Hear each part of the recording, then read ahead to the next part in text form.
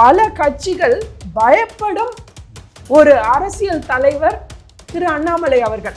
So naturally அவர் மேல ஒரு தாக்குதல் வைக்க தான் செய்வாங்க. அவரை பார்த்தீங்கன்னா அரசியலை பொறுத்த வரைக்கும் அவரை மாதிரி கட் அண்ட் ரைட்டாக இருக்கிற ஒரு அரசியல்வாதியை பார்க்கறது கஷ்டம். ஏன்னா அவர் இன்னி வரைக்கும் பாஜகவுக்கு he is very committed and loyal to BJP.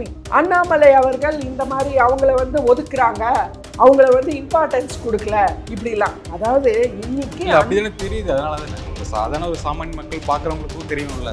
கண்டிப்பா இல்லை. அண்ணாமலை அவர்கள் இன்னி வரைக்கும் தமிழ் மக்களுக்கு, தமிழ்நாட்டு மக்களுக்கு அவர் உண்மையா மக்களுக்காக களத்துல இருக்கிற தலைவரா இன்னி வரைக்கும் அவர் வேலை செஞ்சுட்டு தானே இருக்காரு.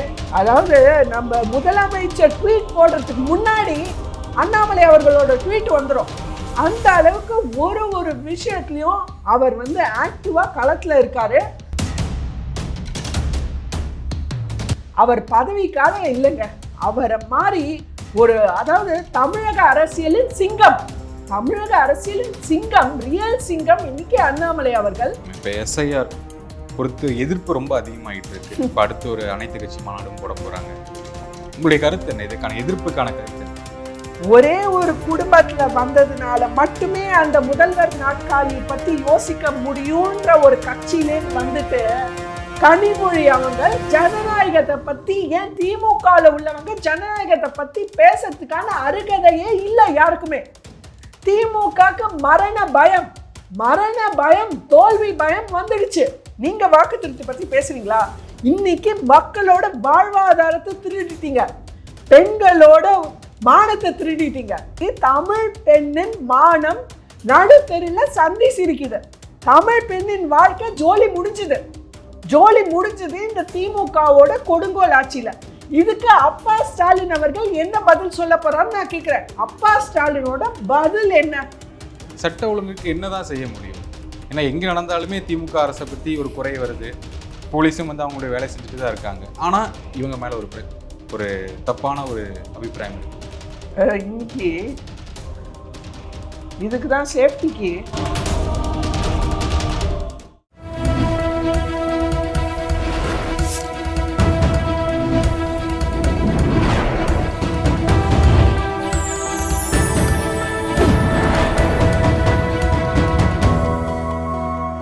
சேனல் 5 தமிழர்களுக்கு வணக்கம். இன்றைய நேர்காணலில் நம்முடைய இணைந்திருப்பவர் பாஜகவை சேர்ந்த பிரியாஸ்ரீ அவர்கள். வணக்கம் மேடம். வணக்கம். இப்போ செங்கோட்டையன் அவர்களுடைய ஆதரவாளர்கள் 16 பேர் கட்சியிலிருந்து நீக்கம் பண்ணியிருக்காங்க அதிமுகவிலிருந்து.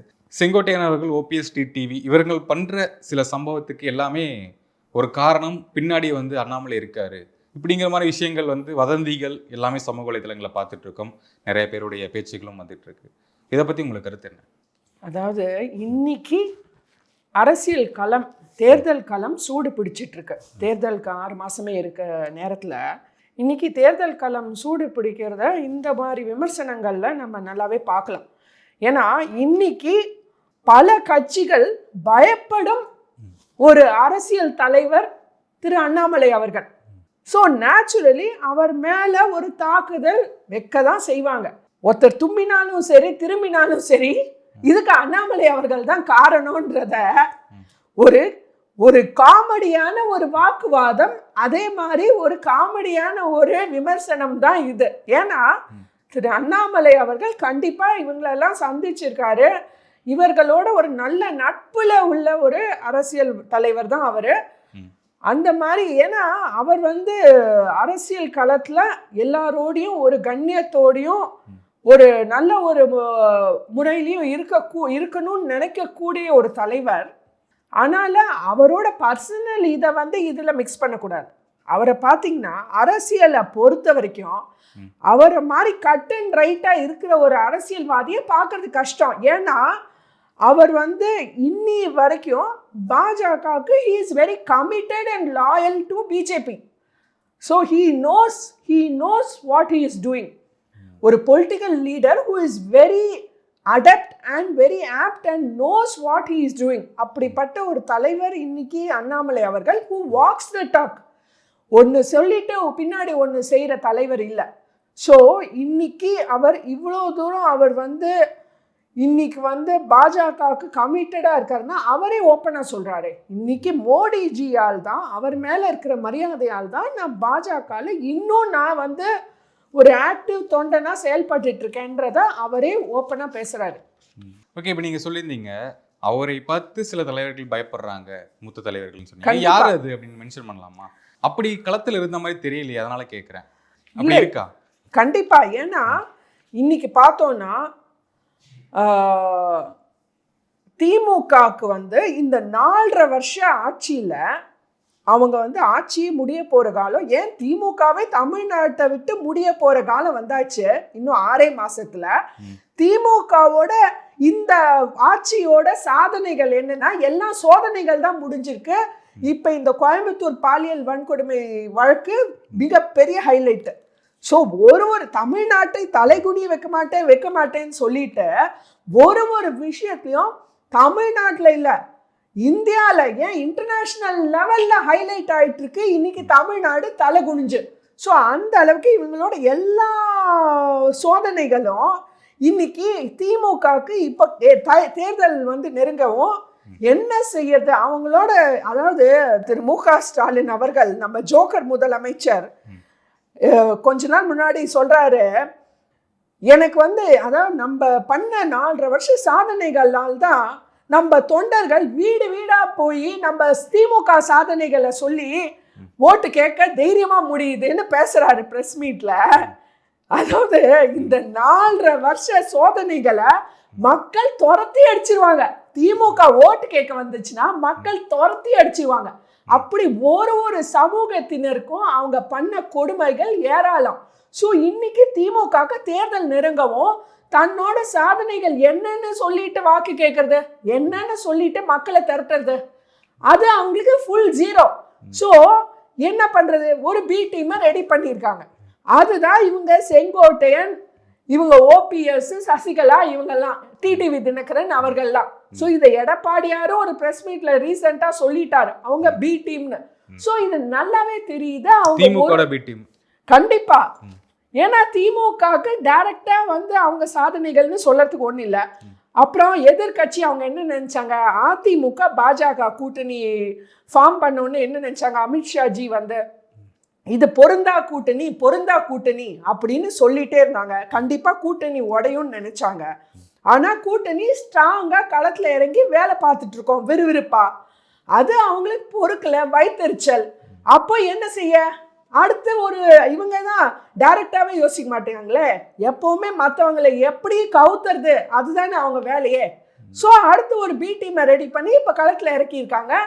இப்போ நான் கேட்குறேன், செங்கோட்டையன் அவர்களோ, அதாவது இது அரசியல் களம் இல்லை, 5 வருஷத்துல ஒரு வாட்டி வர தேர்தல் ஜனநாயகத்தோட ஒரு மிகப்பெரிய ஒரு ஊண்டுகோல். ஸோ இந்த 5 வருஷத்துல நம்ம ஜனநாயகத்துல என்னைக்குடா நம்ம தேர்தல் வரும், என்னைக்குடா நம்ம வாக்களிச்சு நமக்கான ஆட்சியை சூஸ் பண்ணலாம் அப்படின்னு எல்லா மக்களும் வெயிட் பண்ணக்கூடிய ஒரு நேரம் வரப்போகுது. ஸோ இந்த சமயத்துல ஒரு முக்கியமான தருணத்துல நான் கேட்குறேன், இது அரசியல் களம்னு சொல்ல முடியாது, தேர்தல் களத்துல திரு ஓபிஎஸ் அவர்களோ, சசிகலா அவங்களோ, செங்கோட்டையன் அவர்களோ, டிடிவி தினகரன் அவர்களோ என்ன பண்ணியிருக்காங்க மக்களுக்காக நீங்க என்னையா பேசுனீங்க? இது வரைக்கும் மைக்க பிடிச்சு மீடியால பிரஸ்ல ஏன் உங்க கட்சி மீட்டிங்லயே மக்களுக்காக என்ன பேசுனீங்க? மக்களுக்கு நாங்கள் இதை பண்ணுவோம் அதை பண்ணுவோம், மக்கள் இப்படி, நீங்கள்லாம் தமிழ்நாடு மக்கள் 2026 எலெக்ஷனுக்கு அப்புறம் நம்ம ஆட்சிக்கு வந்தால் இப்படிலாம் முன்னேற்றலாம் அப்படின்னு என்ன பேசுனீங்க? ஒன்றும் இல்லை. அதாவது இன்னைக்கு வாழ்க்கைய டிடிவி தினகரன் அவர்கள் பிரஸ் மீட்ல வந்தாலே அவன் சரியில்லை, இவன் சரியில்லை, இவன் இப்படி பண்ணிட்டான், அம்மா ஆட்சியில் அப்படி நடந்துச்சு, இப்படி இருந்துச்சு. இன்னைக்கே அம்மா ஆட்சியை பற்றி பேசுறதுக்கு அவருக்கு எந்த அருகதையும் இல்லை. ஏன்னா அம்மா கடைசியில திருமதி ஜெயலலிதா அம்மா, புரட்சி தலைவி ஜெயலலிதா அம்மா கடைசியா ஆட்சியில இருந்தப்போ டிடிவி தினகரன் சார் உங்க நிலைமை எங்க? நீங்க அவுட்டு, அப்பயே நீங்க அவுட்டு. அப்பயே அம்மா அவர்கள் உங்களை உள்ளே விடலையே, பக்கத்துலயே விடலையே. நீங்க எப்படி சார் அம்மா ஆட்சியை பத்தி நீங்க பேசுறதுக்கு உங்களுக்கு என்ன அருகதை இருக்கு இன்னைக்கு மீடியால வந்து? சோ இன்னைக்கு அவர் மைக்க பிடிச்சு பேசுறதுலாம் வெறும் வாய்ஸ் அவுடால். இவங்கெல்லாம் இந்த வீக்கெண்ட் பாலிட்டிஷியன் மாதிரி பாஸ்ட் டைம் பாலிட்டிஷியன். ஸோ கண்டிப்பா இவங்க திமுகவோட பி டீம்னு நல்லாவே வெளிச்சமா தெரியுது. இது நம்ம கண்டிப்பா பி டீம்னா இப்ப என்ன பண்ண போறாங்க? வாக்குகள் பிரிக்குமா? திமுக சாதகமா பண்றாங்களா? என்ன நடந்துட்டு இருக்கு? அதாவது அதிமுகக்குள்ள இதெல்லாம் சிக்கல்கள் இருக்கு அப்படின்னு வெளிக்காட்டிட்டே இருக்காங்கல்ல. அதுதானே இப்ப நீங்க சொன்னீங்க பாத்தீங்களா? இப்போ இன்னைக்கு இத ஒரு பிரஸ்ஸ பேச வைக்கிறது தான் அவங்களோட ஒரு சதி திட்டம். திமுகவோட சதி திட்டம் என்ன? நாங்க கூட்டணி நல்லா இருக்கோம், அவங்களுக்குள்ள 1000 ஓட்டு இருக்கு. அன்னைக்கு கூட உதயநிதி அவர்கள் சொல்லிடுற கை எங்களை விட்டு போகாது, கை எங்களை விட்டு போகாதுன்றாரு. அவ்வளோ பயம் அவங்களுக்கு. அவ்வளோ பயத்தில் இருக்கிறவங்க இன்னைக்கு விசிகா திரும்ப அவர்கள் கூட சில விஷயங்கள்ல குரல் எழுப்பியிருக்காரு. இந்த கோயம்புத்தூர் சம்பவத்தில் கூட குரல் எழுப்பியிருக்காரு. ஸோ இவ்வளோ பயம் அவங்க கூட்டணிக்குள்ளேயே இவ்வளோ சலசலப்பு இருக்கிறப்போ அவங்களுக்கு என்னன்னா எதிர்கட்சி கூட்டணி எப்படி பலமா போயிட்டு இருக்கு, அதிமுக பாஜக கூட்டணி எப்படி பலமா போயிட்டு இருக்கு அப்படின்னு சொல்லிட்டு ஏதோ அந்த கூட்டணி சரியில்லை, அந்த கட்சி வீக்கு, பலமா இருக்கு இப்போதைக்கு. கண்டிப்பா களத்துல ஸ்ட்ராங்கா போயிட்டு இருக்கோம். பலமா நாங்க வந்து இப்ப எடப்பாடியார் அவர்கள் 100க்கு மேற்பட்ட தொகுதியில ஆல்ரெடி பரப்புரை பண்ணிட்டாரு. இப்ப நயனா நாகேந்திரன் பாஜக தலைவர் அவர்கள், மாநில தலைவர், அவரை அடுத்து பரப்புரை பண்ணிட்டு இருக்காரு. So we are really strong and going on. So நீங்க எந்த அடிப்படையில இப்ப அண்ணாமலை அவர்களை பார்த்து தலைவர்கள் களத்துல பயப்படுறாங்க, அதிமுக என்டிஏ கூட்டணி, இந்த என்டிஏ கூட்டணியே பலமா இருக்கு அப்படிங்கிறது எந்த அடிப்படையில சொல்றீங்க? ஏன்னா நான் என்னன்னு சொல்றேன்னா, இப்ப திமுக கூட்டணி இருக்காங்க, அவங்களுக்குள்ள எந்த ஒரு சலசலப்பும் வெளியே வர மாட்டேங்குது, உள்ள இருக்கு, வெளியே காட்டிக்க மாட்டாங்க. ஆனா அதிமுக பொறுத்த வரைக்கும் வாரத்துக்கு ஒரு பஞ்சாயத்து வருது, வாரத்துக்கு ஒருத்தர் நீக்கம், இதுதானே போயிட்டு இருக்கு. அதாவது இன்னைக்கு திமுக கூட்டணி ஒரு கொடுங்கோல் கூட்டணி, ஒரு ஆளுமுறை அடக்குமுறை கூட்டணி. என்ன சலசலப்பு வெளில வரலன்ற இப்பதான் செல்வ பெருந்தைகை அவர்கள் அன்னைக்கு அந்த மடகு திறந்து விட்டதுக்கு அவர் அவ்வளோ பெரிய இஷ்யூ பண்ணாரே, யார் ஆட்சியில் இருக்கான், அதையே நான் தண்ணியை தொடக்கூடாதா அப்படின்னு அவர் பேசினார். ஸோ இன்னைக்கு சலசலப்பு இருக்கு. ஆனா இவங்க போட்டு நசுக்குறாங்க, அமுக்குறாங்க. அதை வெளியில வராம அவங்கள போட்டு நசுக்கவும் அவங்கள சிதைக்கப்படுறாங்க. இன்னைக்கு திமுக கூட்டணியில இருக்கப்படுறவங்க அவங்க குரல் சிதைக்கப்படுது. ஆனா அதிமுக பாஜக கூட்டணி ஒரு ஜனநாயக முறையில நடக்கிற கூட்டணி. அதனால நாங்க யாரையுமே சிதைக்கல. நீங்க இருங்க, கூட்டணியில இருங்க, கட்சியில இருங்க, இல்லாம வெளியில போங்க. அது உங்களோட ஒரு தனிப்பட்ட ஜனநாயக உரிமை. மக்களை எதிர்க்கிற மக்களா இருந்தா கூட, எங்களை போய் வெளியில 4 பிரஸ்ல தப்பா பேசுற மக்களா இருந்தா கூட அவங்களோட ஜனநாயக உரிமையை மதிச்சு இன்னைக்கு விட்டுருக்கோம், அவ்வளவுதான். ஸோ இன்னைக்கு அதிமுக ஸ்ட்ராங்கா தான் இருக்கு. இவங்க 4 பேர் போனதுனால அது அதிமுகவே ஸ்ட்ராங்கா இல்லைன்னு சொல்ல முடியாது. 4 பேர் போயிட்டாங்க, அதுதான், அது அவங்க உரிமை, அவங்க ஜனநாயக உரிமை எதிர்கொள்றாங்க. அதே மாதிரி அண்ணாமலை அவர்கள் அடுத்து அதை வந்து கலரை பார்த்தாங்க நிறைய பேர். அண்ணாமலை அவர்கள் இந்த மாதிரி அவங்கள வந்து ஒதுக்குறாங்க, அவங்கள வந்து இம்பார்ட்டன்ஸ் கொடுக்கல இப்படிலாம். அதாவது இன்னைக்கு அப்படிதானே தெரியுது. அதனால தானே இப்போ சாதாரண ஒரு சாமானிய மக்கள் பார்க்குறவங்களுக்கும் தெரியும்ல, இதுக்கு முன்னாடி இருந்த ஒரு அந்த ப்ரெஸ் மீட்டு, ஸ்பீச்சு, இப்போ அதெல்லாம் கொஞ்சம் கம்மியாக இருக்கு. ஒருவேளை மேலிடத்துல ப்ரெஷரா அந்த மாதிரி தானே யோசிப்பாங்க. கண்டிப்பா இல்லை. அண்ணாமலை அவர்கள் இன்னி வரைக்கும் தமிழ் மக்களுக்கு, தமிழ்நாட்டு மக்களுக்கு அவர் உண்மையா மக்களுக்காக களத்துல இருக்கிற தலைவரா இன்னி வரைக்கும் அவர் வேலை செஞ்சுட்டு தானே இருக்காரு. அவர் ட்வீட்ஸை போய் பாருங்க. ஒரு விஷயம், ஏதாவது ஒரு விஷயத்துக்கு ட்வீட் போடாம இருந்திருக்காரா? அதாவது நம்ம முதலமைச்சர் ட்வீட் போடுறதுக்கு முன்னாடி அண்ணாமலை அவர்களோட ட்வீட் வந்துடும். அந்த அளவுக்கு ஒரு விஷயத்துலையும் அவர் வந்து ஆக்டிவா களத்துல இருக்காரு. கிட்டத்தட்ட ஆல்மோஸ்ட் 2-3 நாளைக்கு ஒரு தடவை, ஏன் எனக்கு தெரிஞ்சு இந்த மாதிரி சம்பவம்லாம் நடக்கும்போது தினம் ஒரு ப்ரெஸ் மீடியா, தினம் ஒரு ப்ரெஸ் மீட், ஒரு ப்ரெஸ் மீட் இல்லை, சில நாள் 2-3 ப்ரெஸ் மீட் கூட கொடுப்பாரு. ஸோ இன்னி வரைக்கும் அவர் களத்தில் ஆக்டிவாக தன்னோட வேலையை, அவர் பதவிக்காக இல்லைங்க, அவரை மாதிரி ஒரு, அதாவது தமிழக அரசியலின் சிங்கம், தமிழக அரசியலின் சிங்கம், ரியல் சிங்கம் இன்னைக்கு அண்ணாமலை அவர்கள். அவரை மாதிரி ஒரு தலைவர் கிடைக்க தமிழகம் கொடுத்து வச்சிருக்கணும். அவர் இன்னி வரைக்கும் பதவியை எதிர்பார்க்கல. மக்களுக்காக நான் நல்லது செய்ய களத்துல என்னைக்குமே நான் இருப்பேன்னு சொல்ற ஒரே ரியல் தலைவர் அண்ணாமலை அவர்கள். ஓகே, இப்போ அதிமுக உடன் தாவேகா வருவாங்க, சில சீட்டு பேரங்கள் அந்த மாதிரிலாம் நிறைய விஷயமா பார்த்தோம். கூட்டணிக்கு வந்தால் நல்லா இருக்கும்ட்டு என்டிஏல இருக்கக்கூடிய முக்கிய தலைவர்கள் கூட, தமிழிசை அவர்கள், நயனா நாகேந்திர அவர்கள், அவங்க கூட சொல்லியிருந்தாங்க, முன்னாடி சொல்லியிருந்தாங்க வந்தால் நல்லா இருக்கும் பார்ப்போம், அவங்களுடைய விருப்பம்லாம் சொன்னாங்க. இப்போ வரல அப்படிங்கிற ஒரு நிலை வந்து இன்டெரக்டாக சொல்லிட்டாரு, நாங்கள் தான் முதலமைச்சர் வேட்பாளர், வரதுக்கான வாய்ப்புகள் இல்லை அப்படின்னு. இனி என்ன ஆகும்? வருவாங்களா மாட்டாங்களா? வந்தாதான் வலிமைன்னு எதாவது இருக்கா? அவங்க வரலன்றத நம்ம நிச்சயம் பண்ண முடியாது. ஒரு இன்டெரக்டாக சொல்லியிருக்காங்கன்னு எடுத்துக்கலாம். அதாவது களம்ன்றது இப்போ தேர்தல் களம் வந்து வெரி டைனமிக், ரொம்ப ஒரு ஃப்ரஜைலான டைனமிக்கான களம். ஸோ இன்னி வரைக்கும் இன்னைக்கு இந்த நிலைன்னா இன்னைக்கு இந்த நிலை, நாளைக்கு திடீர்னு நிலை எப்படி வேணால் மாறலாம். அந்த மாதிரி ஒரு ஸ்டேட்டில் இருக்கோம் இப்போது. ஸோ ரொம்ப ஹை ஸ்பீடு ஸ்டேட்டில் இருக்கோம். ஸோ தேர்தலை நோக்கி ஒரு ஹை ஸ்பீடில் போயிட்டுருக்கோம். ஸோ இந்த டைம் யார் வேணா, எப்போ ஒரு ரேஸில் இந்த மேரத்தானில் கூட பார்த்தீங்கன்னா ஃபஸ்ட்டு யாராவது முன்னாடி போவாங்க, சொல்ல முடியாது. நடுவில் ஃபாலோ பண்ண இவங்க தான் வருவாங்க, கடைசியில் இவங்க தான் ஃபஸ்ட்டு வருவாங்கன்னு நினைப்போம். ஆனால் கடைசி ஃபினிஷிங் லைன் வரும்போது திடீர்னு மாறுவாங்க அவங்க ஆர்டர். அந்த மாதிரி கடைசி நம்ம களத்தை நெருங்க தான் நமக்கு உண்மை வெளிவரும். இன்னைக்கு இந்த கரூர் சம்பவம் தாவேகாக்கு ஒரு மிகப்பெரிய அடி. அதாவது விஜய் அவர்கள், தாவேகா தலைவர் விஜய் அவர்கள் முதல்லேருந்தே அவர் டிவிக்கு கட்சி 1.5 வருஷம் முன்னாடி தொடங்கினதுலேருந்தே அவர் என்ன சொல்லிட்டு இருக்காரு, நான் தனித்து தான் போட்டின்றத அவர் சொல்லிட்டே தான் இருக்காரு. ஏன் இப்போ அந்த பொதுக்குழு கூட்டத்தில் கூட 2 பேருக்குள்ள தான் போட்டி, திமுக தாவேகான்னு அடிச்சு பேசினாரு. கரெக்டு. ஏன்னா அங்கே தாவேகா தலைவராக அவர் பேசுகிறாரு, அவரோட கூட்டத்தில் ஒரு தலைவராக பேசுகிறாரு. ஆனால் கண்டிப்பாக என்டிஏ கூட்டணி பொறுத்த வரைக்கும் நாங்கள் எப்போவுமே சொல்லிட்டு இருக்கோம், பாஜக தலைவர் நயனா நாகேந்திரனாக இருக்கட்டும், எடப்பாடியாராக இருக்கட்டும், அமித்ஷாஜியாக இருக்கட்டும், எல்லாருமே சொல்கிறது என்ன, திமுகவை 2026 வீழ்த்தியே ஆகணும், இதுதான் தமிழ்நாட்டுக்கு நல்லது, இந்த வாரிசு அரசியலை ஒழிக்கணும். இன்னைக்கு எப்படி இருக்குன்னா, ஒரே ஒரு குடும்பத்தினால 8 கோடி மக்களோட வாழ்வாதாரம் இன்னைக்கு நடு தெருவில் சந்தை சிரிக்க வச்சிருக்கு இந்த திமுக ஆட்சி.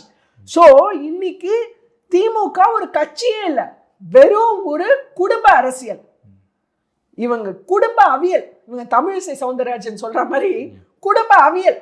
அதாவது இன்னைக்கு அந்த ஒரே ஒரு குடும்பத்துல பிறந்ததால் மட்டும் நான் ஒரு முதல்வர் வேட்பாளரா நான் நிக்க முடியும்னா இது ஜனநாயகமா? இது ஜனநாயகமா? இது ஜனநாயகத்தின் படுகொலை. சோ இப்படிப்பட்ட ஒரு ஆட்சியை வீழ்த்தியே ஆகணும் தமிழ்நாட்டில். இப்ப செங்கோட்டையன் அவர்கள் சொன்னது என்னன்னா, அதிமுகலே வாரிசு அரசியல் இருக்கு, அதை நான் முன்னாடியே சொல்லியிருந்தா அப்போ என்ன தூக்கி இருப்பேன் அப்படின்னு சொல்றாரு.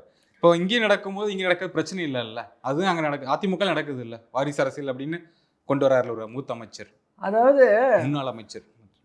அதிமுகவில் இன்னைக்கு யார் வேணா ஒரு முதல்வர் வேட்பாளராக உட்காரலாம். எடப்பாடியார் அவர்களே பல பரப்புரையில் சொல்லியிருக்காரு, இன்னைக்கு நானே ஒரு அடிமட்ட தொண்டன்லேருந்தே இன்னைக்கு நான் முதலமைச்சர் வரைக்கும், முன்னாள் முதலமைச்சர் வரைக்கும் நான் வந்திருக்கேன்னா இது அதிமுகவில் மட்டும்தான் சாத்தியம்.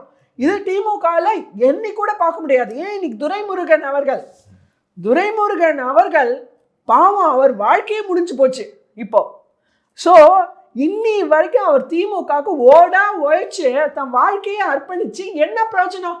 ஒரு வாட்டியாவது அவரால் அந்த முதலமைச்சர் நாற்காலியில உட்காரணும்னு கனவு கூட காண முடியுமான்ற. சோ ஏன் திமுகவை குடும்பத்தை, ஏன் கருணாநிதி அவர்கள் குடும்பத்தை சேர்ந்த கனிமொழி அவங்களுக்கு என்ன குறைச்சல் நான் கேட்கிறேன். she is a very capable politician, நல்ல ஒரு விஷயம் தெரிஞ்ச ஒரு கேப்பபிளான லேடி, நல்ல ஒரு போல்டா பேசக்கூடிய லேடி. நம்ம தமிழ்நாடு பாலிடிக்ஸ், இந்த இந்தியா பாலிடிக்ஸ் பற்றி அவங்க நல்ல விவரம் தெரிஞ்சு நல்ல படித்த பட்டதாரி. ஏன் அவங்களுக்கு மறுக்கப்பட்டது? ஏன் அவங்களுக்கு அந்த முதலமைச்சர் நாற்காலி மறுக்கப்பட்டது? இது குடும்ப அரசியல்ன்றது ஜனநாயக படுகொலைன்றது வெட்ட வெளிச்சமா தெரியுது. இது தமிழ்நாட்டிலேருந்து ஒழிக்கப்படவே வேண்டும். 2026 இல்லாட்டி நேபாளில் we already saw an example.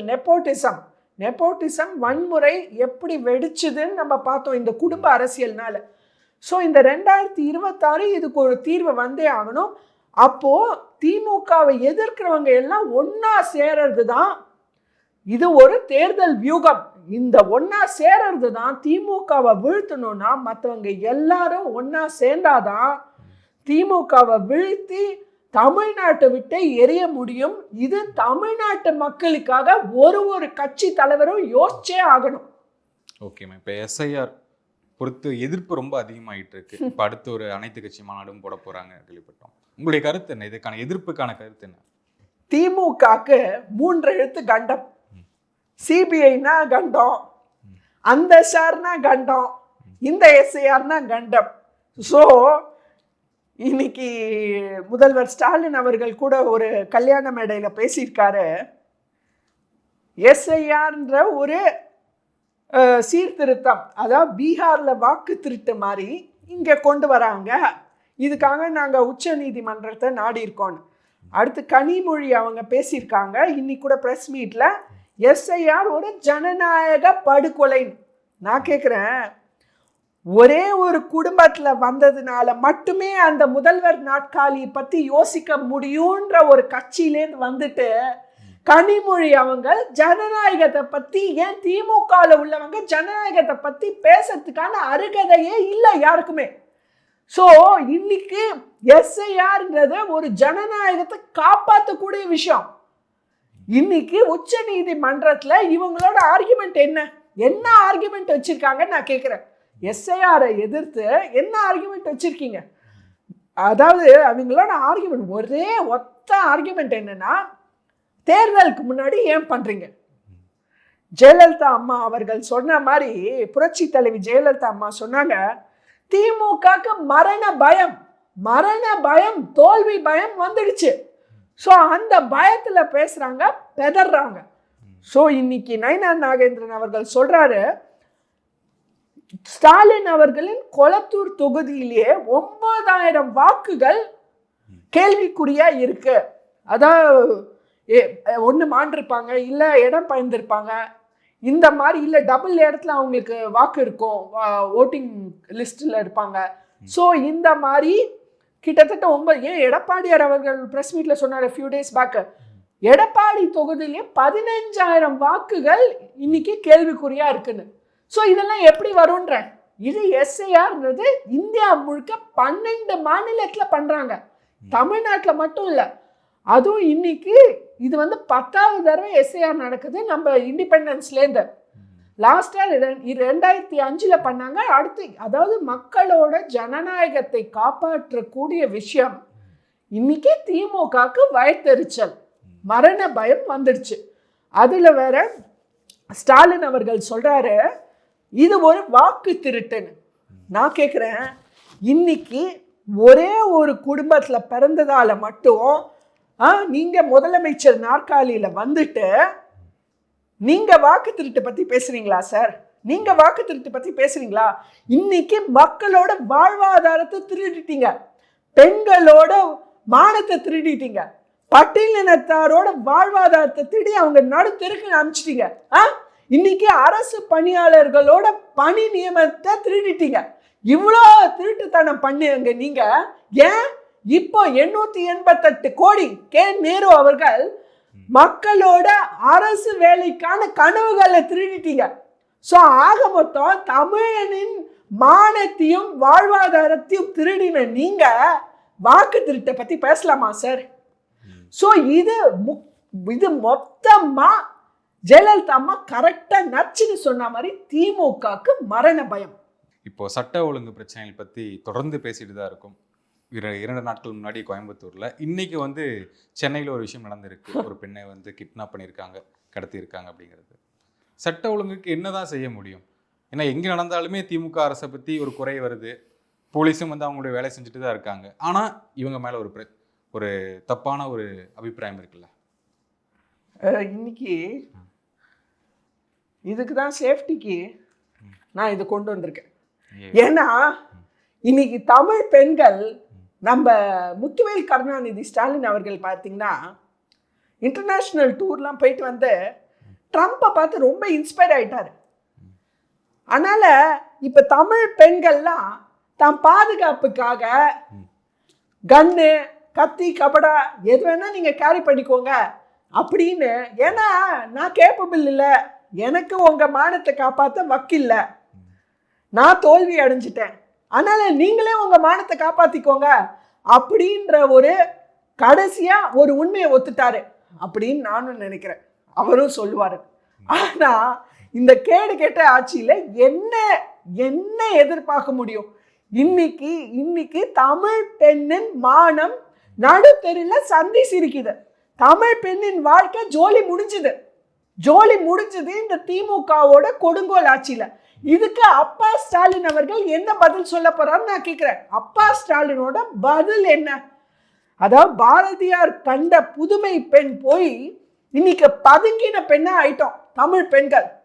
இப்படி ஒரு விஷயம் நடந்ததுக்கு தினம் பாலியல் வன்கொடுமை நடக்குதுன்னு தெரிஞ்சா எந்த அப்பன் தான் பொண்ணு வீட்டை விட்டு விடுவான் சொல்லுங்க?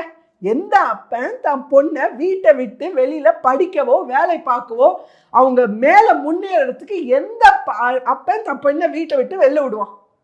நீ கல்யாணம் பண்ணிட்டு வீட்டே இருமா, உனக்கு கவர்மெண்ட் மாசம் 1000 ரூபாய் தருது, அதை வாங்கிட்டு வீட்டோட நீ பாட்டு கல்யாணம் கட்டிட்டு நல்லபடியாக அன்றாட காட்சி பார்த்து இரு அப்படின்னு. இன்னைக்கு இப்படி ஒரு அவல நிலை தமிழ் பெண்களுக்கு. இதுக்கு நாரி போன டப்பா ஸ்டாலின் அவர்கள் கண்டிப்பா பதவி விலகணும். ஏன்னா இன்னைக்கு ஒரு முதலமைச்சரா அவரோட கடமையை பண்ண தவறி இருக்காரு. தமிழ் பெண்களின் மானத்தை இன்னைக்கு காத்துல பறக்க விட்டதுக்காக முதலமைச்சர் ஸ்டாலின் பதவி விலகணும். இல்லாட்டி தமிழ்நாட்டு பெண்கள் அதிமுக கட்சி வாசல்ல போட்ட மாதிரி இஸ் தமிழ்நாடு சேஃப் ஃபார் விமென்ற மாதிரி தமிழ் பெண்கள் தமிழ்நாட்டை விட்டு வெளியில ஓட வேண்டிய ஒரு நிலை வரும். ஓகே, உங்கள் நேர்காணலுக்கு மிக்க நன்றி. வணக்கம்.